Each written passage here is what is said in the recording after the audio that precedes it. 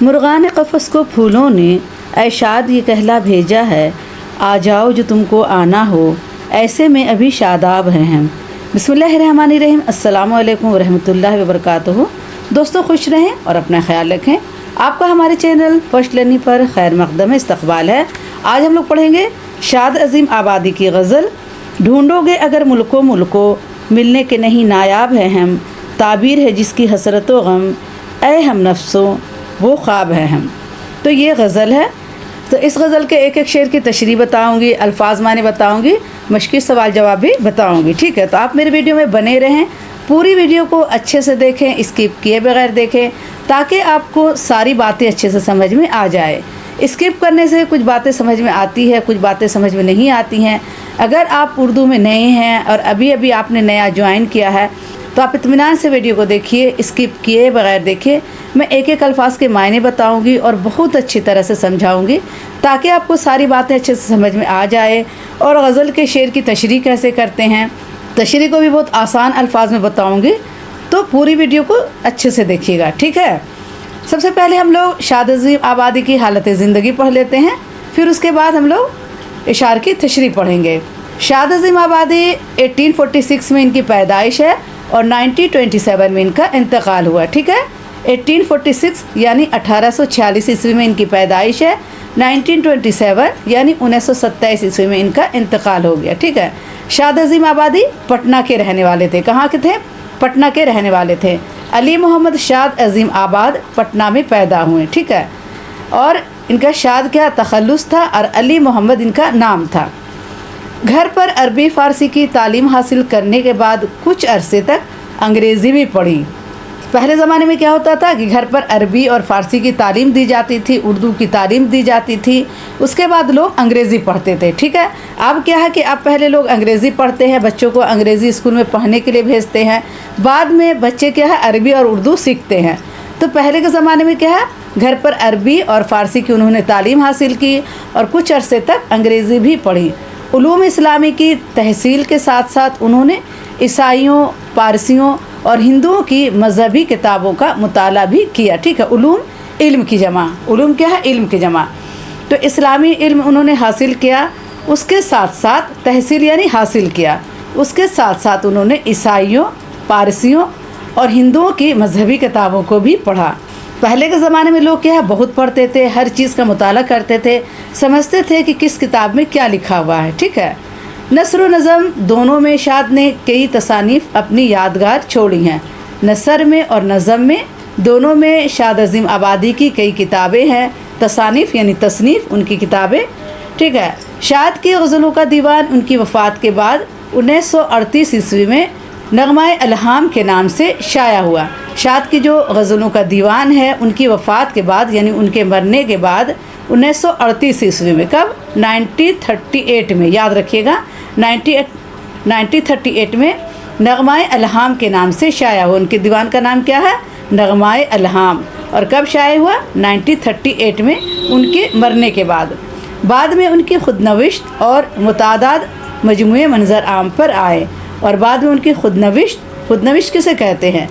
یعنی اپنی زندگی کی کہانی اپنے سے لکھنا، وہ خود نوشت ہوتا ہے۔ جیسے میں اپنی زندگی کی کہانی اپنے سے لکھوں گی تو وہ خود نوشت ہوگا، اور اگر ہم کسی کی زندگی کی کہانی میں لکھوں گی تو وہ سوانح عمری ہوگا۔ جیسے شاد عظیم آبادی کی زندگی کی کہانی کوئی اور رائٹر لکھتے تو وہ سوانح عمری ہوتا۔ تو اگر میری زندگی کی کہانی کوئی اور لکھ رہا تو وہ سوانح عمری ہے، اور اگر ہم اپنی زندگی کی کہانی خود سے لکھ رہے ہیں، اپنی زندگی کے بارے میں خود سے لکھ رہے ہیں تو وہ خود نوشت ہوتا ہے۔ تو ان کی اپنی زندگی کی کہانی خود سے لکھی ہوئی ہے، وہ خود نوشت ہے جو ان کے بعد چھپی ہے، ٹھیک ہے؟ منظر عام پر آئی ہے۔ شاد نے مثنوی، غزل، قصیدہ، مرثیہ اور دوسری اصناف سخن میں طبع آزمائی کی۔ دوسری اصناف سخن یعنی کہنا، اصناف یعنی صنف۔ تو اصناف سخن کون کون ہو گیا؟ مثنوی، غزل، مرثیہ، قصیدہ، یہ سب کیا ہے؟ اصناف سخن ہے، ٹھیک ہے؟ تو انہوں نے دوسری اصناف سخن میں بھی طبع آزمائی کی ہے، یعنی انہوں نے لکھا ہے، محنت کی ہے، آزمایا ہے، لیکن ان کی شہرت کا اصل باعث ان کی سادہ، مترنم اور شیریں غزلیں ہیں۔ لیکن ان کی جو شہرت ہے ان کی غزلوں کی وجہ سے ہے، اور ان کی غزل کیا ہے؟ سادہ ہے، مترنم یعنی ترنم والی ہے، اس میں سر ہے، لے ہے، اور شیریں ہے یعنی اس میں مٹھاس ہے، ٹھیک ہے۔ آئیے اب غزل کے اشعار کی تشریح پڑھتے ہیں، ایک ایک شعر پڑھیں گے اور اس کی تشریح پڑھیں گے۔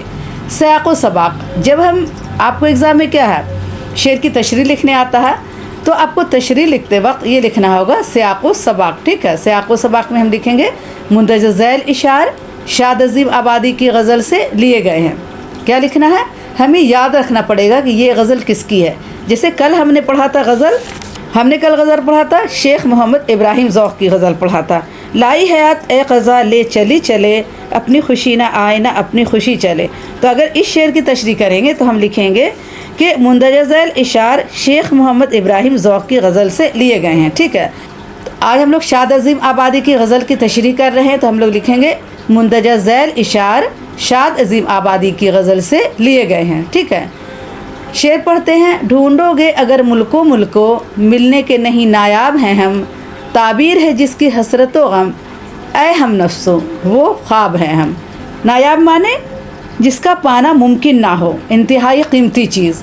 نایاب کیا ہوتا ہے؟ جس کا پانا ممکن نہ ہو اور انتہائی قیمتی چیز، ٹھیک ہے، انتہائی قیمتی چیز، ٹھیک ہے، نایاب کے معنی ہوتا ہے۔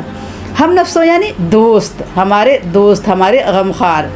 تو کہہ رہے ہیں شاعر کہ ڈھونڈو گے اگر ملکو ملکو، مجھے ملک ملک ڈھونڈو گے، میں نہیں ملنے والا کیونکہ میں بہت نایاب ہوں، میں بہت قیمتی ہوں۔ تعبیر ہے جس کی حسرت و غم، جس کی تعبیر ہے یعنی جس کا معنی کیا؟ حسرت غم ہے۔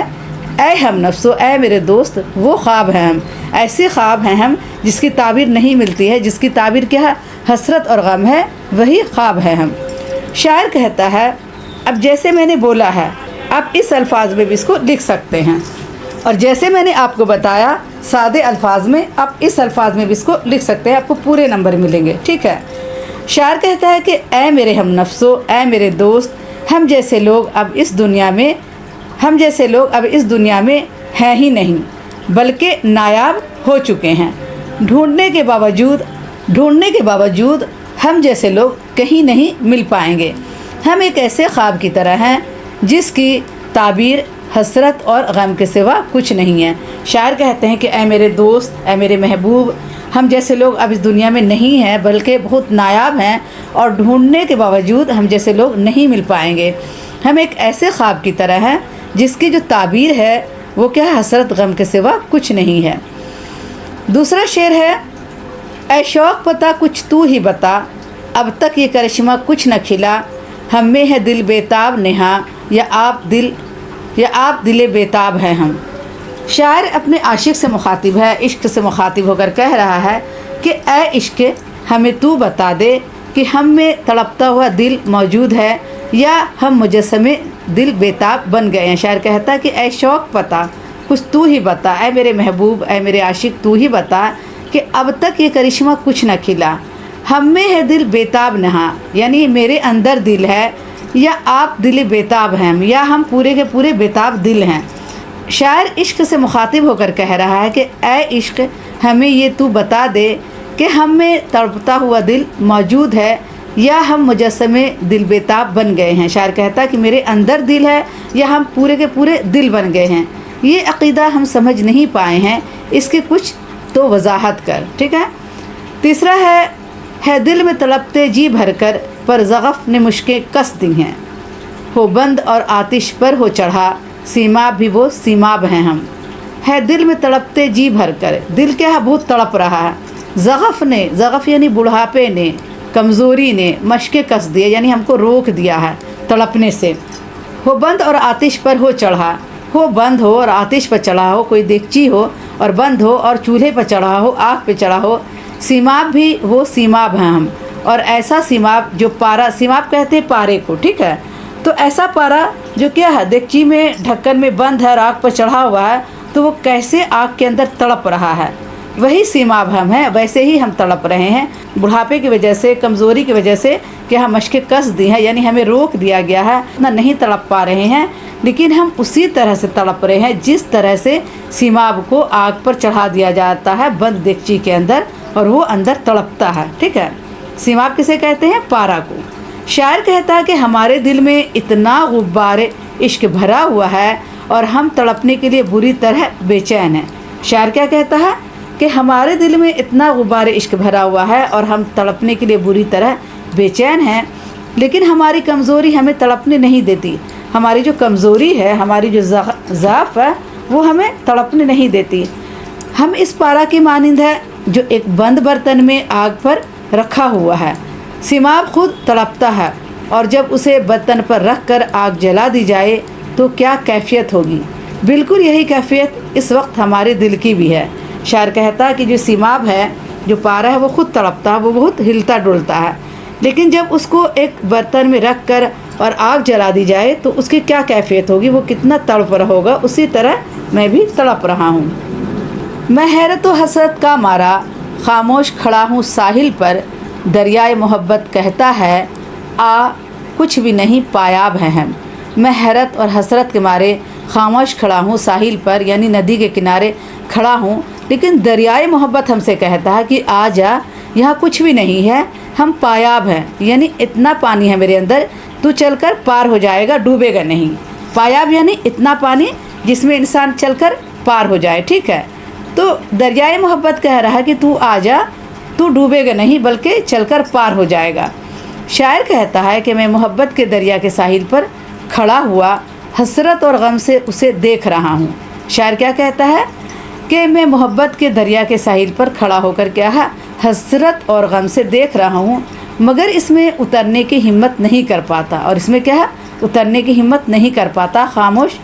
حالانکہ وہ مجھے بار بار دعوت دے رہا ہے کہ آ جاؤ میرے پاس، یہاں تم ڈوبو گے نہیں۔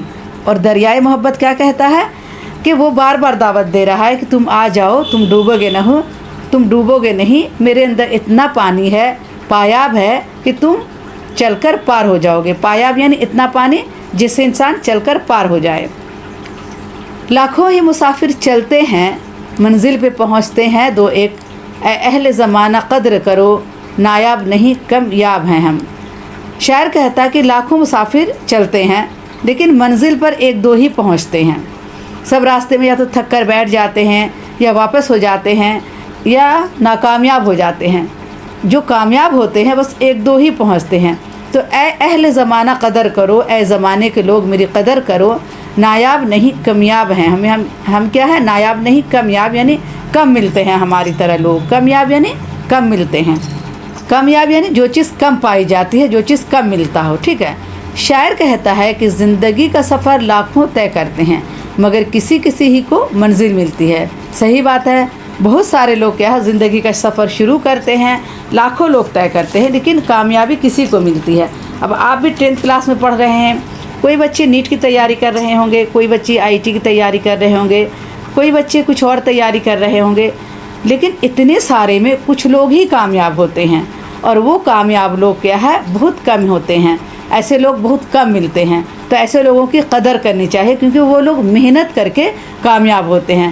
تو شاعر کہتا ہے کہ زندگی کا سفر لاکھوں لوگ طے کرتے ہیں مگر کسی کسی کو منزل ملتی ہے، یعنی کامیابی حاصل ہوتی ہے۔ آپ بھی دیکھ رہے ہوں گے کہ آپ کے ساتھ کتنے سارے بچے ہیں جو ہر طرح کے ایگزام دے رہے ہیں، ہر طرح کی محنت کر رہے ہیں، لیکن کم لوگوں کو ہی کامیابی ملتی ہے، شہرت ملتی ہے۔ اے زمانے والو ہماری قدر کرو، ہم ان لوگوں میں سے نہیں ہیں جو کم تعداد میں تو صحیح مگر مل جاتے ہیں، بلکہ ہم تو ان لوگوں میں سے ہیں جو ملتے ہی نہیں، ناپید ہو چکے ہیں۔ شاعر کہتا ہے کہ ہم ان لوگوں میں سے نہیں ہیں جو کم تعداد میں ہیں، کم لوگ ہیں لیکن مل جاتے ہیں، بلکہ ہم تو ان لوگوں میں سے ہیں جو ملتے ہی نہیں ہیں، ناپید ہو چکے ہیں، یعنی یہ لوگ نہیں ملتے ہیں۔ مرغان قفس کو پھولوں نے اے شاد یہ کہلا بھیجا ہے، آ جاؤ جو تم کو آنا ہو، ایسے میں ابھی شاداب ہیں ہم۔ مرغان قفس کے پھولوں نے، یعنی باغ کے پھولوں نے، پنجرے میں قید پرندے، ٹھیک ہے، جو پنجرے میں قید پرندے ہیں ان کو پھولوں نے کہلا بھیجا ہے، اے شاد یہ کہلا بھیجا ہے، آ جاؤ جو تم کو آنا ہو، ایسے میں ابھی شاداب ہیں ہم۔ مرغان قفس کو پھولوں نے، یعنی پھولوں نے کیا ہے؟ کہلا بھیجا ہے، کس کو؟ مرغان قفس کو، یعنی پرندے جو قید ہیں ان کو بھیجا ہے کہ آ جاؤ جو تم کو آنا ہو، آ جاؤ میرے پاس، تم کو آنا ہو، ایسے میں ابھی ہم شاداب ہیں، तो शाद अजीब आबादी कह रहे हैं ये गज़ल का आखिरी शेर है, ठीक है। गज़ल के आखिरी शेर जिसमें शायर अपना तखल्लुस बयान करता है उसे मक्ता का शेर कहते हैं। क्या कहते हैं?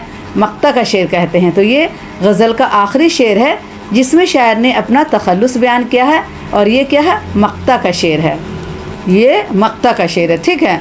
गज़ल का आखिरी शेर जिसमें शायर अपना तखल्लुस बयान करता है उसे मक्ता का शेर कहते हैं। तो ये मक्ता का शेर है जिसमें फूल ने क्या है? मुर्गान क़फ़स को ये कहला भेजा है कि तुमको आना है तो आ जाओ, अभी हम शादाब हैं, यानी अभी हम बहुत खुश हैं, खिले खिले हुए हैं और खुशी में झूम रहे हैं। मौसम बहार है, चमन में फूल खिले हैं, पूरे माहौल पर शादाबी है, यानी खुशी छाई हुई है। इधर कुछ परिंदे चमन से दूर क़फ़स में क़ैद हैं, और कुछ परिंदे चमन से दूर हैं और क़फ़स में क़ैद हैं, यानी पिंजड़े में क़ैद हैं। शायर कहता है कि फूलों ने इन क़ैदी परिंदों को हवा के ज़रिया मौसम बहार का लुत्फ़ उठाने की दावत दी है। और शायर कहता है कि फूलों ने इन क़ैदी परिंदों को हवा के ज़रिए, किसके ज़रिए? हवा के ज़रिया मौसम बहार का लुत्फ़ उठाने की दावत दी है। किसको दी है? क़ैदी परिंदे को दी है, ठीक है। तो ये शेर गज़ल का आखिरी शेर है, और ये बहुत ही खूबसूरत शेर है कि मुर्गान क़फ़स को फूलों ने ऐ शाद ये कहला भेजा है, आ जाओ जो तुमको आना हो, ऐसे में अभी शादाब हैं, यानी हम बहुत खिले हुए हैं, निखरे हुए हैं, खूबसूरत हैं और खुश हैं, ठीक है। आइए अल्फाज मायने देख लेते हैं बच्चों। तो इस मौजू पर आगे बढ़ने से पहले मैं आपसे गुजारिश करूंगी कि आपने अगर हमारे चैनल को अभी तक सब्सक्राइब नहीं किया है तो प्लीज़ सब्सक्राइब करें, लाइक करें, और अपने दोस्तों को ये वीडियो ज़्यादा से ज़्यादा शेयर करें। और अगर लगे कि मैं आपके लिए मेहनत करती हूँ, आपको मेहनत से पढ़ाती हूँ, तो प्लीज़ एक सुपर थैंक्स भेजें या हमारे चैनल का मेम्बरशिप लें। नायाब माने होता है जिसका पाना मुमकिन ना हो, इंतहाई कीमती, ठीक है।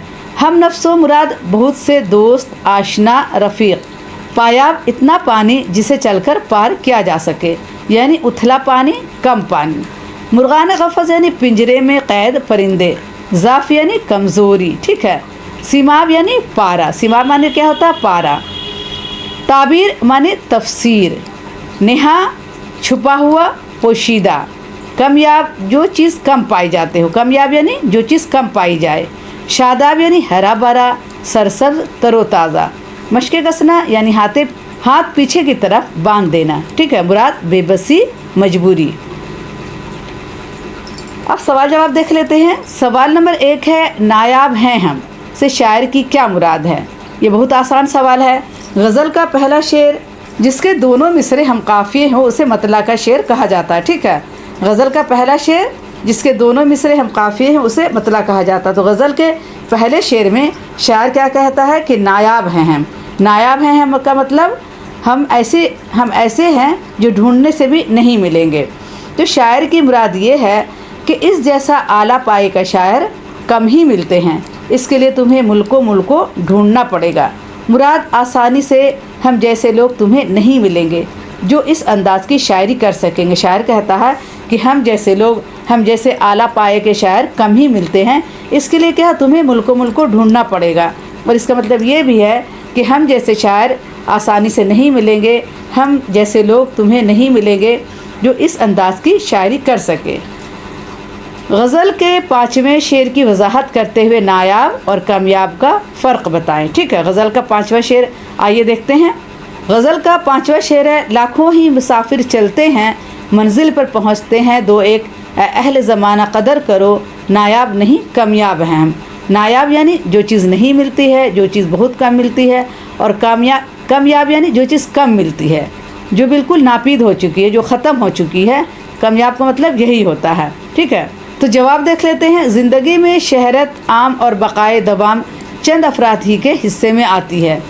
ज़िंदगी में जो शहरत आम है यानी बहुत सारी शहरत, और बक़ाए दवाम यानी हमेशा कायम रहने वाली ज़िंदगी। बक़ाए दवाम क्या होता है? हमेशा कायम रहने वाली ज़िंदगी। तो ज़िंदगी में शहरत आम और बक़ाए दवाम चंद ही अफराद के हिस्से में आती है, वरना सफ़र ज़िंदगी हर इंसान तय करता है। ऐ मेरे दौर के लोगों मेरी कदर करो। शायर कहता है कि ऐ मेरे दौर के लोगों मेरी कदर करो, हम ऐसे ही लोगों में हैं जो अब ढूंढने से भी नहीं मिलते। कामयाब का मतलब है ऐसी चीज़ें जो कमी से मिलती है, नायाब का मतलब है ना पाई जाने वाली चीज़ें, ठीक है। سوال 3 ہے، حیرت و حسرت کے مارے شاعر سے دریائے محبت کیا کہتا ہے؟ تو جواب دیکھیں گے، دریائے محبت شاعر کو محبت کے دریا میں اترنے کی دعوت دے رہا ہے۔ دریائے محبت شاعر کو کیا؟ محبت میں دریا میں اترنے کی دعوت دے رہا ہے۔ اسے یہ کہہ کر اپنی طرف بلا رہا ہے کہ آ جا، اس میں تو ڈوبے گا نہیں، یہ دریا پایاب ہے۔ اور دریائے محبت کیا کہہ رہا ہے؟ اپنی طرف یہ کہہ کر بلا رہا ہے کہ تو آ جا، اس میں تو ڈوبے گا نہیں، یہ دریا پایاب ہے۔ پایاب نہیں، اس میں اتنا پانی ہے کہ تو چل کر پار ہو جائے گا۔ ٹھیک ہے، عملی سرگرمیاں میں دیکھ لیتے ہیں۔ یہ غزل زبانی یاد کیجیے۔ ٹھیک ہے، غزل کے قافیوں کی نشاندہی کیجیے۔ غزل کے قافیے ہیں نایاب، خواب، بیتاب، سیماب، پایاب، کمیاب اور شاداب۔ یہ سب کیا ہے؟ غزل کے قافیے ہیں۔ ٹھیک ہے، غزل کے ان 2 شعروں کی نشاندہی کیجیے جس میں غزل کی ردیف شاعر کے بجائے اور کے لیے استعمال کی گئی ہے۔ ٹھیک ہے، لاکھوں ہی مسافر چلتے ہیں، منزل پہ پہنچتے ہیں، دو ایک اہل زمانہ قدر کرو، نایاب نہیں کمیاب ہیں ہم۔ ٹھیک ہے، تو کمیاب ہیں ہم یہاں پر ہے۔ ٹھیک ہے، مرغان قفس کو پھولوں نے اے شاد یہ کہلا بھیجا ہے، آ جاؤ جو تم کو آنا ہو، ایسے میں ابھی شاداب ہیں ہم۔ تو یہ شاداب ہیں ہم، اور اس کا جو تو یہ 2 شعر ہے جس کا ردیف کیا ہے؟ دوسروں کے لیے استعمال ہوا، یعنی کمیاب کے لیے استعمال ہوا ہے، اور یہاں پہ اس کا ردیف شاداب کے لیے استعمال ہوا۔ اور اس غزل کا ردیف کیا ہے؟ ہیں ہم، ہیں ہم۔ ٹھیک ہے، یہ ردیف ہے۔ جو الفاظ بار بار دہرائے جائے وہ ردیف ہوتا ہے۔ ٹھیک ہے، اور جو ملتے جلتے الفاظ ہوں جیسے کمیاب، شاداب، یہ سب کیا ہے؟ قافیہ ہے۔ اور جو الفاظ بار بار دہرایا جائے وہ ردیف ہے۔ ہیں ہم، اس میں کیا ہے؟ بار بار دہرایا گیا ہے۔ آئیے آگے دیکھتے ہیں، دیگر سوالات میں دیکھتے ہیں۔ شاد عظیم آبادی کی غزل گوئی کا جائزہ لیجئے اور ان کی حیات پر بھی روشنی ڈالیے۔ ٹھیک ہے، تو ان کی غزل گوئی کا بھی جائزہ لینا ہے اور ان کی زندگی پر بھی روشنی ڈالنا ہے۔ تو اس کو ہم سرسری طور پر آپ کو پڑھ کر بتا دیں گے۔ شاد عظیم آبادی 1846 عیسوی میں الہ آباد میں پیدا ہوئے۔ ان کی تعلیمی سلسلہ کا آغاز 4 برس کی عمر سے ہو گیا تھا۔ ابتدائی تعلیم مولویوں سے حاصل کی۔ ان کی تربیت سر سید جیسے جدید عالم کے ہاتھوں ہوئی، اس لیے انہیں زبان پر قدرت اور دسترس حاصل ہوئی، اور یہ سر سید ہی کی تربیت کا نتیجہ تھا کہ وہ نہایت فصیح و بلیغ انداز میں شاعری کرنے لگے۔ شاد نے وزیر علی عبرتی اور مولانا میر تصدیق حسین سے ابتدا میں اپنے کلام پر اصلاح لی، بعد میں وہ سید الفت حسین فریاد سے اصلاح لینے لگے۔ مذہب اسلام کے علاوہ دوسرے مذاہب کا بھی خوب مطالعہ کرتے تھے۔ یوں تو شاد نے مثنوی، غزل، قصیدہ اور مرثیہ جیسی اصناف میں طبع آزمائی کی، لیکن ان کے اصلی جوہر غزل ہی میں نمایاں ہوئے۔ ان کے غزلوں کی نغمگی، ان کا ترنم، ان کا دھیما دھیما انداز، ان کی سادگی ہمیں میر کی یاد دلاتی ہے۔ زبان کی سادگی اور صفائی ان کی غزلوں کی سب سے بڑی خوبی ہے۔ لفظوں کے انتخاب میں انہیں خاصہ ملکہ حاصل ہے۔ وہ روزمرہ اور عام فہم لفظوں کے ذریعہ بھی مشکل سے مشکل موضوع کو نظم کر دیتے ہیں۔ ان کے غزلوں میں دبستان دہلی اور دبستان لکھنؤ کا حسین امتزاج نظر آتا ہے۔ سید سلیمان ندوی نے ان کے بارے میں کہا ہے، شاد کی شاعری حسن عشق کے عامیانہ اور سوقیانہ انداز بیان سے تمام تر پاک ہے۔ پاک بازانہ حسن و عشق، رزم و بزم کی دلکش رواداد کے علاوہ ان کی شاعری میں اخلاق، فلسفہ، تصوف اور توحید کا عنصر بہت زیادہ ہے۔ غزل گوئی کے لحاظ سے شاد میں میر کے بہت سے انداز پائے جاتے ہیں۔ حسن عشق کی داستان سرائی میں میر سی سادگی اور متانت پائی جاتی ہے۔ سہل الفاظ، چھوٹے چھوٹے فقرے اور سادہ ترکیبیں استعمال کرتے ہیں۔ بیان میں رفت ہے، اکثر میر ہی کے اوزان اور بہور کو اختیار کیا ہے۔ اوزان وزن کی جمع اور بہور بہر کی جمع۔ ٹھیک ہے، وزن اور بہر کے استعمال کے ساتھ ہی ہم غزل اور نظم لکھتے ہیں۔ وہی انداز کلام، وہی فقیرانہ صدا ہے، اس لیے شاد کو اس دور کا سخن میر کہا جائے تو بیجا نہ ہوگا۔ در حقیقت شاد عظیم آبادی واقع اس دور سخن کے میر ہیں۔ میر تو خدائے سخن کہلائیں اور شاد اس دور سخن کے میر کہلائیں۔ मुतरन्नुम बहरें शेरों में नगमगी और घुलावट लब लहजा में मीर का शेवा, गुफ्तार वसत तख़य्युल और लताफ़त, बयान फ़िक्र फ़लसफ़ा में डूबे इशार इन्हें अपने दौर में दूसरों से मुनफरिद करते हैं यानी अलग करते हैं। शाद ने 1927 ईस्वी में वफ़ात पाई। इनकी तसानीफ़ में हयात फ़रियाद, रवायात शाद, सरूश मस्ती, मैखाना अलहाम, नगमा अलहाम और मसनवी मादर वतन शामिल हैं। ठीक है, इनके बारे में तो यही कहा जा सकता है कि ढूंढोगे हमें मुल्कों मिलने के नहीं नायाब हैं हम, ताबीर है जिसकी हसरत व गम, ऐ हम नफ्सो वो ख्वाब हैं हम। तो ऐसे नायाब लोगों के अहले ज़मानों को वाक़ई कदर करनी चाहिए। ऐसे लोग जो नायाब हैं तो अहले ज़मानों को यानी ज़माने के लोगों को इनकी कदर करनी चाहिए। तो बच्चों, आज के लिए इतना ही काफ़ी है। इंशाअल्लाह अगली वीडियो में फिर मुलाकात करूँगी। आपसे एक बार फिर गुजारिश है कि आपने अगर हमारे चैनल को अभी तक सब्सक्राइब नहीं किया है तो प्लीज़ प्लीज़ प्लीज़ सब्सक्राइब करें, लाइक करें और अपने दोस्तों को ये वीडियो ज़्यादा से ज़्यादा शेयर करें। अल्लाह हाफिज़।